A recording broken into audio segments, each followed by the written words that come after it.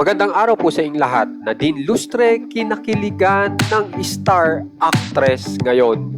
Huli sa akto. Alamin po natin lahat yan dito sa video na ito. Bali, napakaganda nga pong balita at nag-umpisa na po ang premiere night ng movie ni Nadine Lustre at Vice Ganda na Call Me Mother.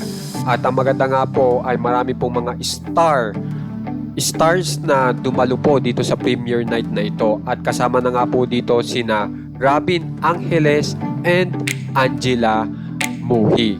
At ang maganda nga po dito ay syempre na-meet po ni Robin at saka ni Angela, ito po mga stars ng Call Me Mother. At kung mapapansin nyo, ito nga po nagpa-picture po sila kay Vice Ganda. Samantala, hindi lang po dyan nagpa-picture ang dalawa. Nagpa-picture din po sila kay Nadine Lustre naman. At kapansin-pansin po na sayang-saya po ito pong si Angela nang ma-meet niya si Nadine Lustre.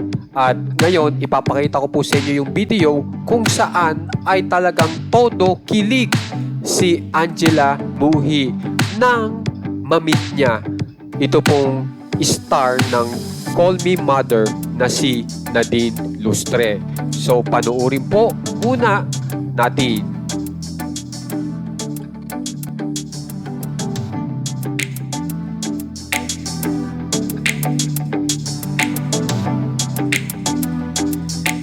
So, kitang-kita nyo ang pagkakilig ni Angela nang makita niya si Nadine Lustre, na halatang-halata na si Angela pala ay isang big fan ni Nadine Lustre.